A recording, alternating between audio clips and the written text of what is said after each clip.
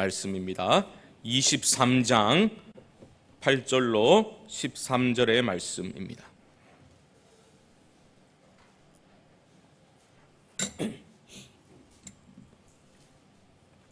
욥기 23장 8절로 13절의 말씀인데요. 8절로 10절까지 우리 함께 합독하도록 하겠습니다. 시작. 그런데 내가 앞으로 가도 그가 아니 계시고 뒤로 가도 보이지 아니하며 그가 왼쪽에서 일하시나 내가 만날 수 배울 수 없구나. 그러나 내가 가는 길을 그가 아시나니 그가 나를 단련하신 후에는 내가 순금같이 되어 나오리라. 아멘. 할렐루야. 우리 옆에 계신 분들과 한번 인사하겠습니다. 힘을 냅시다. 한번 인사하겠습니다. 힘을 냅시다. 네. 벌써 12월에 그러니까 올해 마지막 수요 세임 기도회를 맞이하게 되었습니다. 마지막 시간이 되면 연말이 되다 보니 여러 가지 분주한 마음들이 우리 안에 일어날 수 있겠습니다. 하지만 우리가 하나님 앞에 좀 고요한 마음으로 마음을 가다듬고 하나님의 음성에 귀를 기울일 때에 하나님께서 힘있게 연말을 마무리하게 도와주시고 또 새로운 기대 가운데 새해를 맞이하게 인도하실 줄 믿습니다. 오늘은 욥기 말씀을 통해서 좀 고난의 신비에 대해서 한번 말씀을 상고하고자 합니다. 인생은 눈을 떠가는 과정이다, 눈을 떠가는 여정이다, 이런 식으로 표현하는 것을 들어본 일이 있으실 겁니다. 눈을 떠간다라는 것은 여러 가지로 해석 가능하겠지만 몰랐던 것들을 새롭게 깨닫게 된다라는 뜻으로 의미로 받아들일 수 있겠습니다. 늘 곁에 있었지만 소중함을 잊고 살았어요. 그런데 불현듯 그 존재의 소중함을 깨닫게 되는 순간이 올 수 있다는 것입니다. 영어로도 눈이 열리는 표현이라는 것을 그대로 직역해서 사용하기도 합니다. Eye opening experience 이렇게 말하기도 하거든요. 눈이 오프닝, 열리는 경험이다, 이런 표현을 사용하기도 합니다. 특별히 신자들은 눈을 제대로 떠야 됩니다. 눈을 제대로 떠야 돼요. 여러분들은 지금 눈을 제대로 뜨고 계십니까? 너무 눈꺼풀이 무겁다 이런 거 말고 좀 믿음의 눈, 영적인 눈 제대로 뜨고 계십니까? 예수 믿으면서 여러분 눈 열리는 경험을 하신 적이 있으십니까? 교회 일 하다가 뚜껑 열리는 거 말고 눈이 열리는 경험을 여러분 해보셨습니까? 우리 안에 감사할 일이 없어서 우리가 감사가 없습니까? 그렇지 않죠. 감사의 눈을 떠야 하는 것 아니겠습니까? 하나님의 은혜가 부족해서 우리의 심령이 메말라 갑니까? 그렇지 않죠. 은혜에 눈을 떠야 합니다. 예수님과 동행하기를 소원하는 마음으로 하나님 내 눈을 열어주십시오 기도할 때에 하나님께서 여러분들의 기도에 응답하실 줄 믿습니다. 인생은 해석이다라는 말을 하게 됩니다. 잘 되면 내 덕이고 잘못되면 조상 탓이다, 너무 진부한 이런 표현들로부터 시작해서 우리 삶에 있어서 해석이라는 것은 매우 중요한 것입니다. 성공할 때, 우리가 잘 나갈 때 어떻게 해석하는가 물론 중요하죠. 하지만 정말 중요한 거 있다면 바로 우리 삶에 임하는 고난의 문제, 고통을, 시련을 어떻게 해석할 것인가 매우 중요한 문제입니다. 많은 사람들이 감당할 수 없는 시련을 경험하게 되면 어떻게 됩니까? 절망에 빠지고 어떤 사람들은 극단적인 선택을 해버립니다. 왜요? 해석이 안 되기 때문이에요. 고난이 해석이 되지 않기 때문입니다. 해석이라도 좀 된다면 버텨야 되겠다라는 생각을 가질 수 있을 텐데 해석이 안 되니까 극단적인 선택도 하는 겁니다. 신자도 마찬가지입니다. 고난의 문제에 대해서 여러분들의 입장 정리가 제대로 되어 있어야 하는 겁니다. 여러분들은 입장 정리가 제대로 되어 있습니까? 고난에 대해서 여러분 분명한 마음의 확신이 있습니까? 고난을 극복하려면 무엇보다 우선적으로 고난을 어떤 관점으로 바라볼 것인가? 그것이 중요하겠지요. 꼭 기억하십시오. 너무나 단순한 것인데 사람들이 이것을 자기의 것으로 받아들이지 않고 살아가는 경우가 많습니다. 고난은 피할 수 없는 겁니다. 고난이 오면 화들짝 놀라면 안 돼요. 올 것이 왔구나라고 받아들이셔야 합니다. 고난 자체를 즐긴 사람이 누가 있겠습니까? 하지만 그렇다고 못 올 것이, 오지 말아야 될 것이 왔구나라고 여러분 반응하시면 안 되는 겁니다. 죄로 인해서 이 세상은 깨어져 있고 이 깨어진 세상 살아가다 보면 당연히 고난을 경험할 수밖에 없는 겁니다. 예수 잘 믿어도 고난은 비껴 지나가지 않습니다. 고난이 찾아오면 당연한 것으로 여겨야 합니다. 그런데 이게 입장 정리가 안 되어 있으니까 작은 고난만 닥쳐와도 어떻게 반응을 하는 사람들이 있습니까? 대뜸 하나님을 향해서 원망합니다. 하나님, 내한테 어떻게 이럴 수가 있습니까? 내가 이때까지 갖다 바친 물질이, 시간이, 눈물이 얼마인데 저한테 이런 고난을 허락하실 수 있단 말입니까? 그냥 원망을 바로 쏟아냅니다. 그리고 고난이 닥쳐오면 곧바로 반사적으로 하나님의 사랑을 의심해버립니다. 하나님, 저를 사랑하시지 않는 겁니까? 이렇게 반응을 해버린다라는 것이죠. 고난은 여러분 피할 수 없는 겁니다. 그뿐만이 아니라 고난은 주는 유익이 있다라는 것도 여러분 꼭 기억하시기 바랍니다. 고난 싫어요. 고난을 반길 사람 누가 있습니까? 하지만 고난은 피할 수 없는 것이고 어떤 고난은 유익을 가져다 주기도 한다라는 것을 기억하셔야 합니다. 그래서 뭡니까? 오늘 말씀이 고난의 신비에 눈을 뜨는 것, 그러한 말씀의 제목 아닙니까? 고통의 신비에 눈뜨다. 고난의 신비에 대해서 여러분 눈이 열려야 하는 겁니다. 시편 기자의 고백을 들어보십시오. 고난당한 것이 내게 유익이라. 이로 말미암아 내가 주의 율례들을 배우게 되었나이다. 고난당한 것이 유익이랍니다. 여러분 마음으로 동의가 되십니까? 이성으로 논리로 납득되지 않기 때문에 신비라고 우리는 표현해야 마땅하지 않겠습니까? 성경을 보십시오. 수많은 믿음의 영웅들이 고난을 통해서 하나님을 더 깊이 만나고 더 큰 은혜를 누리고 하나님의 더 큰 사명을 감당하는 사람들로 세워져 나갔다라는 것을 여러분 발견하셔야 됩니다. 고난에도 불구하고가 아니라 고난 때문에, 고난으로 인하여 주님을 더 깊이 만난 사람들의 이야기가 성경의 이야기입니다. 대표적인 고난의 인물 누구를 떠올릴 수 있겠습니까? 욥이죠. 욥. 고난하면 욥 아닙니까?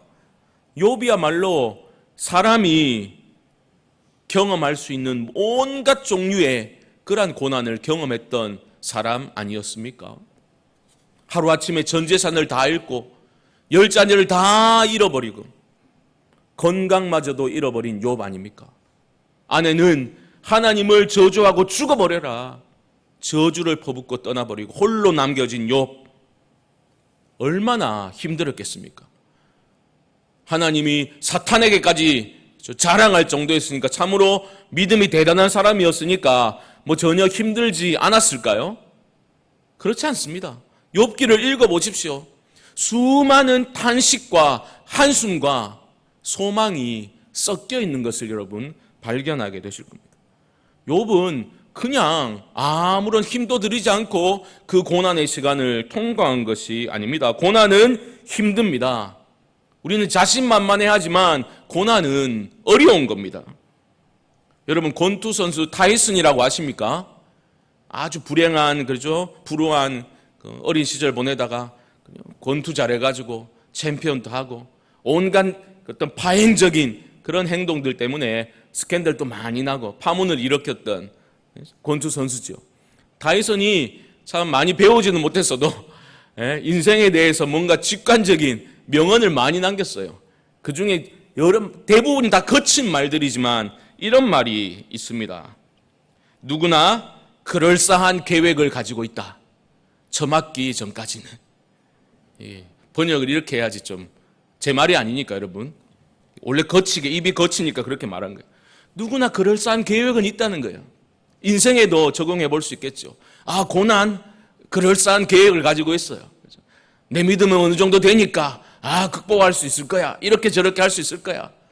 하지만 한 대 얻어맞고 나면 정신을 못 차리는 경우가 너무너무 많죠. 여러분, 너무 자신만만해하면 안 됩니다. 고난은 힘든 겁니다. 내 자신이 당하는 고난도 너끈히 이겨낼 것이다 자신할 수 없습니다. 더구나 다른 사람이 당하는 고난에 대해서도 우리는 너무 쉽게 말하려고 들면 안 됩니다. 내가 생각하는 정답을 고난당하고 있는 사람에게 너무 빨리 쉽게 함부로 제시하려고 들면 안 되는 겁니다. 조심해야 되는 거예요. 욥의 세 친구들이 그런 어리석음을 범했지 않습니까? 소발, 빌닷, 엘리바스, 욥의 세 절친들이 와가지고 욥을 물론 위로했지요. 하지만 위로에 그쳤습니까? 그렇지 않죠.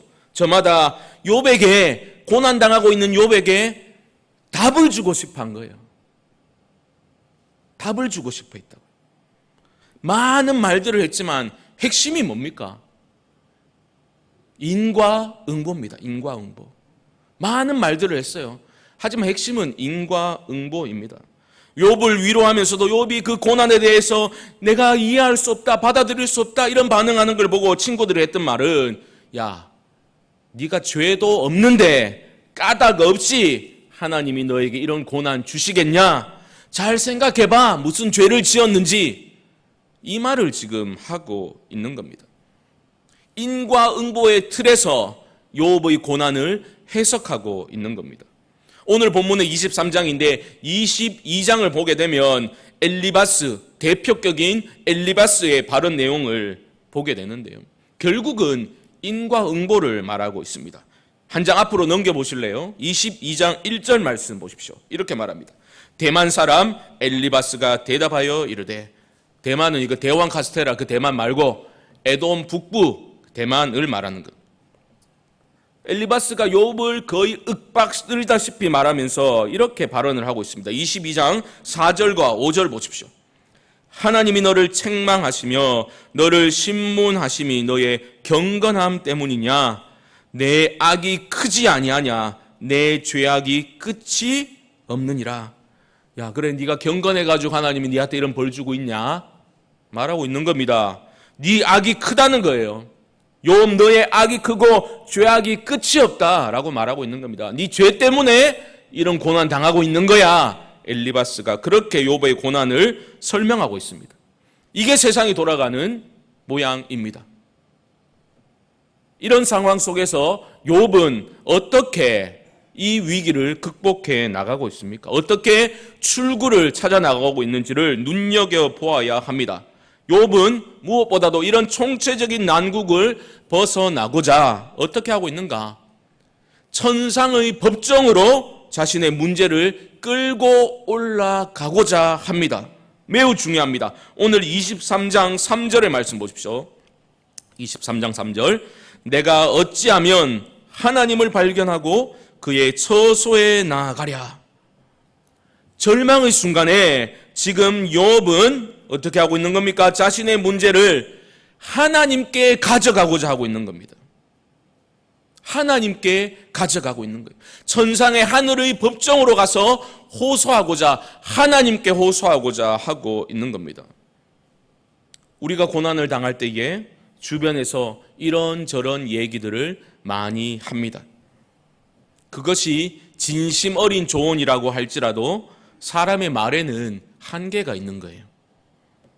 그리고 적지 않은 경우에 내가 고난당하고 있을 때 하는 사람들의 말 때문에 더 큰 마음의 상처를 받게 됩니다. 잘 기억하셔야 됩니다. 고난의 때에 근원적인 해결책은 사람들의 말에 귀를 기울일 때 주어지는 것이 아니라 하나님의 말씀을 들을 때 근원적인 해결책이 주어지는 줄 믿습니다. 이 단순한 진리를 여러분 붙드셔야 합니다. 하나님이 말씀해 주셔야 문제가 해결되는 거라니까요. 이 말은 사람들의 말에는 귀를 닫고 그냥 안하무인격으로 다 무시하라, 신경 쓰지 마라, 이런 의미가 아닙니다. 무엇보다도 내 삶의 문제는 내 삶의 참 주인이신 하나님의 손에 달려있다는 것을 기억하셔야 된다는 겁니다. 최우선적으로 하나님의 답변을 듣도록 그 앞에 엎드릴 수 있어야 하는 겁니다. 욥이 그런 모습을 보여준 거예요.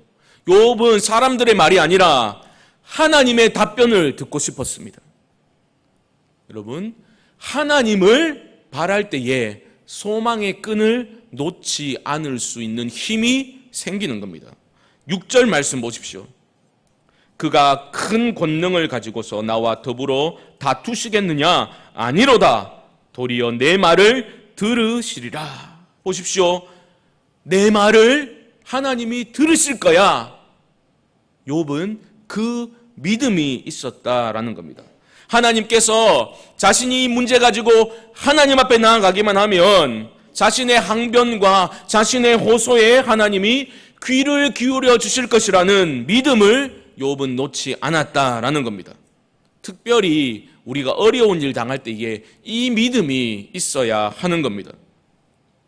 인과응보의 틀에서 자유로울 사람이 이 중에 누가 있습니까? 여기 계신 분들 중에 자유로운 분 누가 있습니까? 완벽한 삶을 살아온 사람들 누가 있습니까? 아무도 없습니다. 그래서 힘든 일 생기면, 고통이 찾아오면 우리들의 반사적인 반응이 뭡니까? 아이고, 내가 뭘 잘못했는가?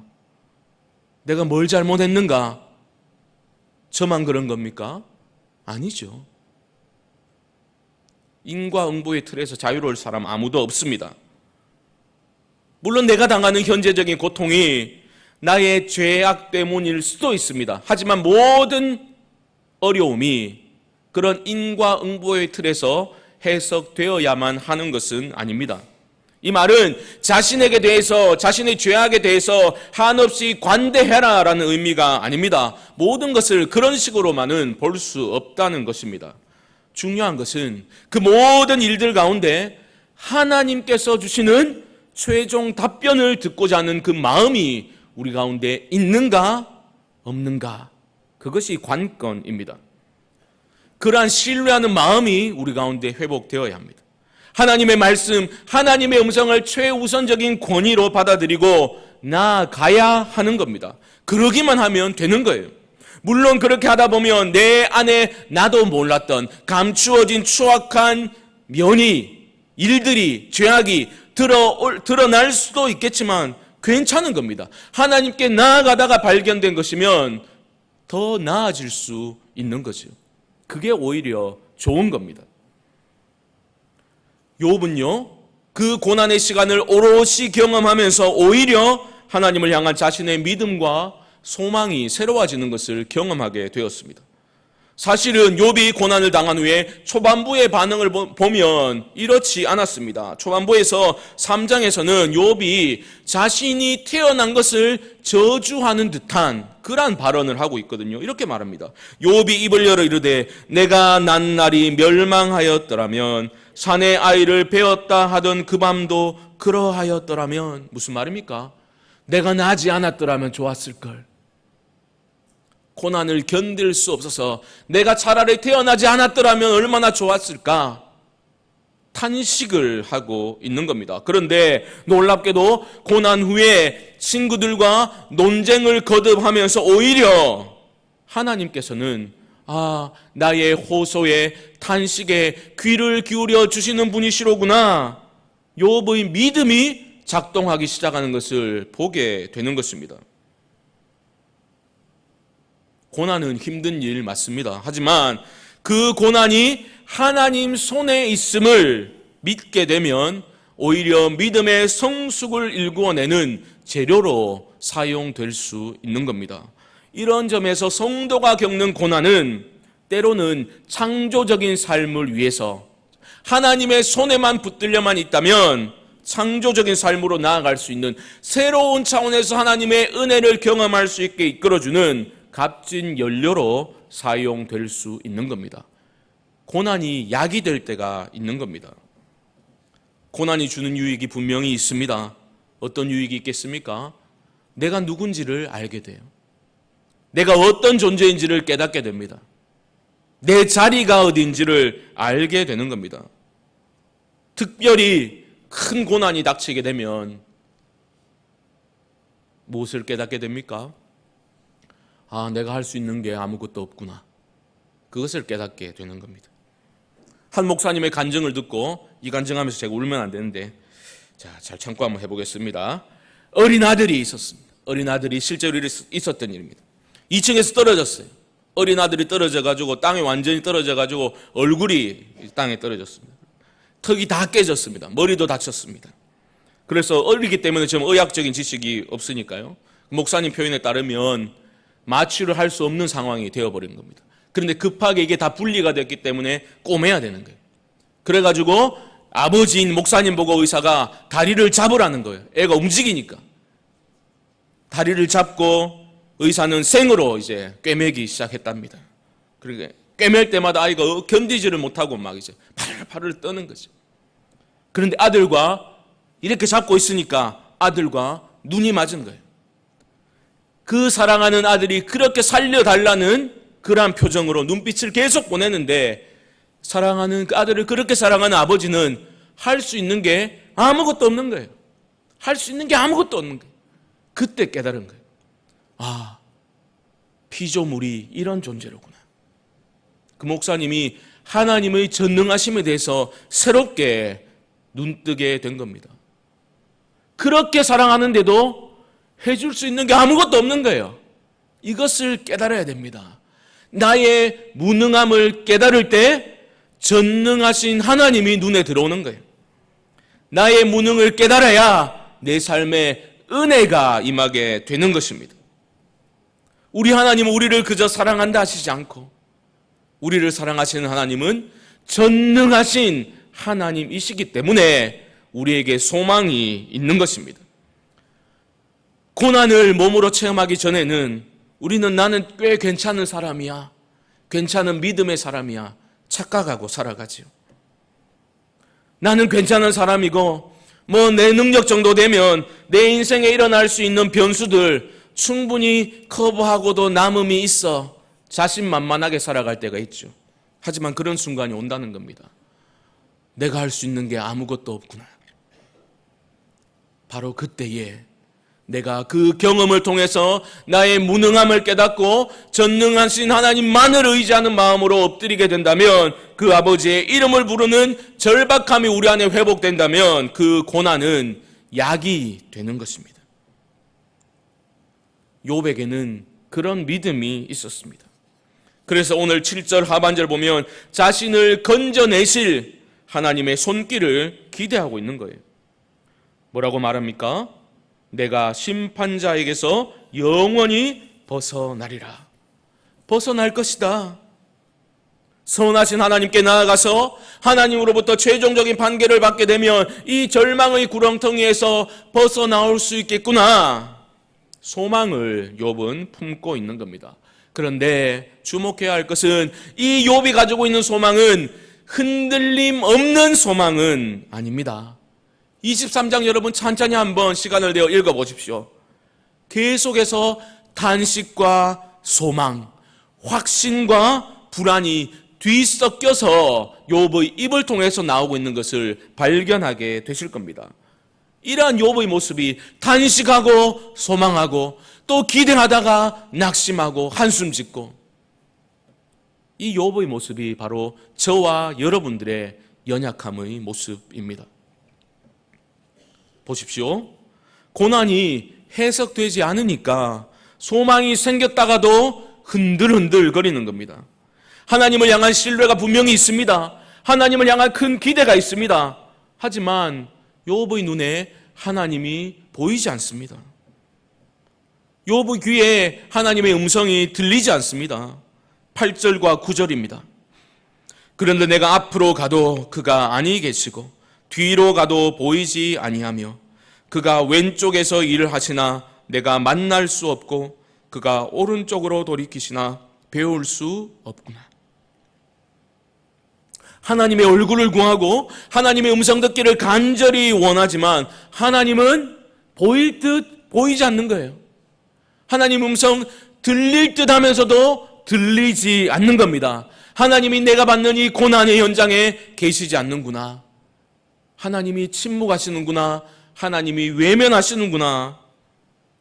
믿음이 있었지만 또 이런 상황을 맞이하게 되면 흔들리게 되는 것입니다. 보이지도 않고 들리지도 않는 겁니다. 그런데 여러분, 놀라운 고백이 이어지는 10절 말씀에서 나오고 있습니다. 이렇게 말합니다. 그러나 내가 가는 길을 그가 아시나니 그가 나를 단련하신 후에는 내가 순금같이 되어 나오리라. 사랑하는 성도 여러분, 우리가 고난당할 때에 우리가 꼭 반드시 기억해야 될 성경 구절이 있다면 바로 이 구절일 것입니다. 보석 같은 신앙 고백이 아닐 수 없습니다. 그러나 내가 가는 길을 그가 아시나니, 하나님이 아신다라는 겁니다. 내 인생이 선하신 하나님의 손 안에 있음을 믿음으로 바라보는 사람만이 할 수 있는 고백 아니겠습니까? 미궁에 빠진 듯한 그러한 상황에서 하나님은 그러나 나의 가는 길을 알고 계신다. 이 믿음이 있었기 때문에 하나님을 신뢰하는 그 끈을 욥은 놓지 않을 수 있었던 것입니다. 이 말씀을 묵상하다 떠오르는 인물이 있었습니다. 바로 잘 아시는 요셉입니다. 요셉이 그야말로 시련과 그러한 질고를 겪으면서 결국은 애굽의 총리가 되었지 않습니까? 훗날 애굽에서 총리가 되어 있을 때 기근 때문에 찾아온 형들을, 자신을 절망의 구렁텅이로 밀어넣었던 형들을 만나게 되었죠. 그때 뭐라고 했습니까? 하나님이 큰 구원으로 당신들의 생명을 보존하고 당신들의 후손을 세상에 두시려고 나를 당신들보다 먼저 보내셨나니 그런즉 나를 이리로 보낸 이는 당신들이 아니요 하나님이시라. 요셉의 고백입니다. 당신들이, 형들이 보낸 건 맞잖아요. 하지만 나를 여기로 보낸 이들은 당신들이 아닙니다. 하나님이십니다. 마지막 50장에서는 당신들은 나를 해하려 하였으나 하나님은 그것을 선으로 바꾸셨습니다. 그 모든 시련과 역경을 견디면서도 선하신 하나님을 신뢰하니까 전혀 다른 차원에서 깨달음이 오게 된 겁니다. 신앙을 고백하게 되는 거예요. 당신들 아닙니다. 하나님이 하신 겁니다. 이걸 잘 보셔야 돼요. 하나님이 이런 고난 주시는 것은 훗날 기근의 때를 대비하라고, 사람들을 구원해내라고 나를 보내신 거야. 요셉이 노예로 팔려갈 때 이런 생각을 했겠습니까? 그렇지 않죠. 그렇지 않습니다. 아, 이걸로 내가 생을 마감하는가? 그러한 절망의 벽에 부딪혔을 겁니다. 그때는 구체적인 미래의 청사진이 주어지지 않았습니다. 총리가 될지도 몰랐고요. 당장 내가 언제 어떻게 될지 아무런 기대를 할 수 없는 상황이었습니다. 하지만 요셉은 선하신 하나님의 손안에 내 생이 있다는 것을 믿었습니다. 욥이 그렇게 믿었던 것처럼 요셉 또한 그렇게 믿었습니다.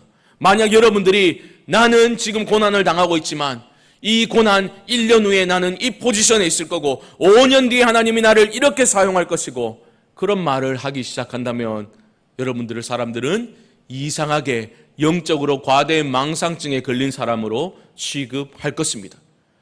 몰라요. 우리는 내가 고난 당하고 있는데 이 고난 통해서 하나님이 나를 이렇게 인도하실 거야. 구체적인 모습을 아무도 모릅니다. 그걸 어떻게 알 수가 있습니까? 하지만 우리가 확신 가운데 말할 수 있는 것이 한 가지 있습니다. 그게 뭡니까? 내가 고난 중에 있지만 내 인생이 하나님의 손안에 있음을 믿습니다. 그 믿음을 여러분 가지셔야 되고 그 믿음을 입을 열어서 선포할 수는 있는 것입니다. 내가 죽어 없어질 수도 있지만 그것이 내 죄와 내 어리석음 때문이라면, 피할 수 없는 것이라면 받아들이겠습니다. 이런 믿음이 있어야 되는 거라고요. 하나님, 그러나 내게 긍휼을 베풀어 주셔서 주님의 선하신 뜻 의심치 않게 도와주시고 나로 하여금 나의 죄와 어리석음을 밝히 보고 돌이킬 수 있도록 긍휼과 은혜를 주십시오. 이렇게 기도하는 사람 하나님이 왜 도우시지 않겠습니까? 그런 사람 하나님이 그냥 내버려 두시겠습니까? 하나님이 우리를 광야로 몰아가실 때도 있지만 그 가운데서 하나님은 계속해서 말씀하고 계신 거예요. 나만을 바라보라고, 나만을 의지하라고 말씀하시면서 우리를 위하고 계신 분이 하나님이십니다. 광야로 몰아넣으실 때 우리를 유기하고서 우리를 외면하고 계신 것이 아니라는 겁니다. 우리를 위하고 계신 겁니다. 사랑하는 성도 여러분, 고난의 시간을 통과할 때에 인생의 광야길 지나게 될 때에 그러나 내가 가는 길을 그가 아시나니 선하신 하나님을 굳게 신뢰하실 수 있기를 주님의 이름으로 축복합니다.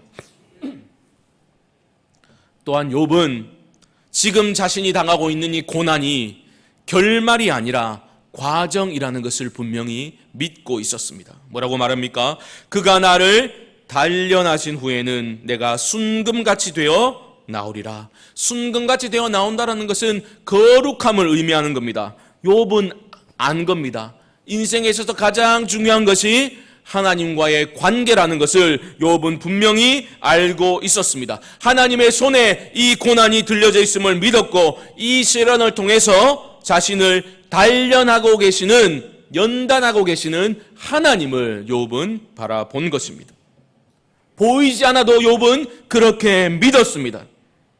이 시련을 통해서 하나님은 욥 자신을 빛나는 믿음의 사람으로 다듬어 가신다라는 것을 욥은 믿었습니다. 이 믿음이 저와 여러분들에게 있기를 주님의 이름으로 축복합니다. 이 믿음이 있어야 돼요. 이 버티는 믿음, 특별히 시련을 당할 때에 버티는 믿음이 우리 가운데 있어야 됩니다. 제가 에무나라는 표현을 여러 번 했던 기억이 납니다. 출애굽하여서 이스라엘 백성과 아말렉이 전투를 하게 되었을 때에 모세의 높이 들려진 손이 올려졌을 때에는 승리를 하였죠.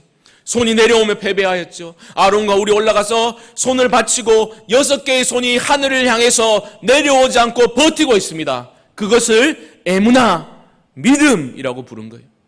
믿음은 그런 겁니다. 때로는 믿음은 버티는 거예요. 하나님을 바라보면서 버티는 겁니다. 우리의 연약함으로 인해서 우리는 자꾸만 사람들의 말에 귀를 기울이게 되죠. 그때 우리 귀를 막는 거예요. 귀를 막고 하나님의 음성에 귀를 기울이기 시작하는 것이 믿음입니다. 어려울 때에 세상적인 의지할 것들을 바라보게 되죠. 시선이 자꾸 그런 쪽으로 눈에 보이는 것, 당장 손에 잡힐 만한 것으로 우리의 시선이 향하게 되죠. 그때 우리 눈을 가리는 겁니다. 다시 우리 눈을 가리고 하나님을 바라보도록 버티고 몸부림치는 것이 바로 믿음이라는 것입니다. 오직 하나님께만 소망을 두고 봐야 할 것들을 보며 나아가는 것이 바로 믿음이라는 것입니다. 사랑하는 성도 여러분, 혹시 고난 중에 계십니까? 그 고난이 하나님 손에 있다면 고난 자체가 끝이 아니라는 것을 굳게 믿으실 수 있기를 바랍니다. 고난을 통해서 우리를 전혀 다른 차원으로 인도해 가시는, 이끌어 가시는 하나님의 손길을 체험하실 수 있기를 바랍니다. 책 속에 갇혀있는 하나님 아니라 이론적인 지식에 그치는 하나님에 관한 지식이 아니라 고난 중에 내가 만난 하나님 경험을 통해서 살아있는 믿음을 소유한 성도들로 일어서실 수 있기를 주님의 이름으로 축복합니다. 우리가 착각하면 안 됩니다. 내 삶에 아무 일도 일어나지 않는 것을 은혜라고 말하고 다니면 안 됩니다. 내 삶에 아무 일도 일어나지 않는 것이 형통한 삶이다라고 말하면 안 되겠습니다. 하나님과 절망적인 상황에서 불 속에서 만난 예수님 경험이 있는 사람과 아무 일 없는 것이 은혜인 줄 알고 살아가는 사람이 만난 예수님은 동일할 수가 없는 것입니다. 그 경험이 동일할 수 없는 거예요. 다니엘의 세 친구들이 믿음을 지키며 불 속에 던져졌을 때 불 속에서 주님을 만났지 않습니까? 불같은 시험과 시련 속에서 여러분 믿음으로 버티시고 선하신 하나님을 더욱 붙드심으로 정금 같은 믿음으로 그 불같은 시련을 통해서 우리의 어떤 것들이 다 태움을 받고 하나님의 영광만을 위해서 달려가는 믿음의 사람으로 거듭 태어나실 수 있게 되기를 주님의 이름으로 축복합니다. 여러분 고난 중에 계십니까? 고난은 끝이 아닙니다. 고난의 신비에 눈을 뜬다라는 것은 고난의 시간을 통과하면서 던졌던 수많은 우리의 물음표들이 느낌표로 바뀌어지는 변화가 일어나는 것을 의미합니다. 그런 거예요. 여러분들을 사랑하시는 하나님은 여러분들을 그렇게 변화시켜 나가시는 겁니다. 하나님 이게 뭡니까? 도대체 왜요? 하나님 어디에 계셨습니까? 하나님 그때 왜 침묵하셨습니까? 그때 왜 나를 홀로 내버려 두셨습니까? 왜 외면하셨습니까? 이 수많은 우리 인생의 물음표들이 하나님의 선하신 뜻 안에서 느낌표로 바뀌어지는 겁니다. 아, 하나님 그러셨군요. 그때도 내 곁에서 함께 아파하셨군요. 내 한숨과 내 신음에도 하나님 귀 기울이고 계셨군요. 그때 나를 놓지 않고 하나님 붙들고 계셨군요. 아, 하나님 그래서 그때는 그렇게 하셨군요. 하나님이시라. 그 느낌표로 바뀌어져 가는 것이 신앙의 성숙입니다. 사랑하는 성도 여러분, 우리 모두가 하나님의 선하심을 굳게 신뢰할 수 있기를 주님의 이름으로 축복합니다. 마지막으로 14절을 보면 이렇게 말합니다. 그런즉 내게 작정하신 것을 이루실 것이라. 이런 일이 그에게 많이 있느니라. 마음에 울림을 주는 그러한 말씀이 아닐 수 없습니다. 내게 작정하신 것을 이루실 것이라. 여러분들에게 선한 일을 작정하신 하나님은 반드시 이루실 것입니다. 그에게는 이런 일이 많으니라. 하나님은 우리의 모든 생의 발걸음을 알고 계시고 인도하실 겁니다. 모르긴 몰라도 그때 그 고난이 없었더라면 이 기도의 자리에 안 계실 분들이 무수히 많이 계실 겁니다. 그 고난이 그때는 견디기 힘들었지만 그 고난 때문에 우리가 이 자리에 있는 거라고요. 그 고난을 여러분 헛된 것으로 생각하지 마시기 바랍니다. 고난의 때에 하나님 더욱 신뢰하시고 그 뜻이 이루어지이다 고백하시는 믿음의 성도님들 되시기를, 고난의 신비에 눈을 뜨실 수 있기를 주님의 이름으로 간절히 축원드립니다. 제가 한번 기도하겠습니다. 하나님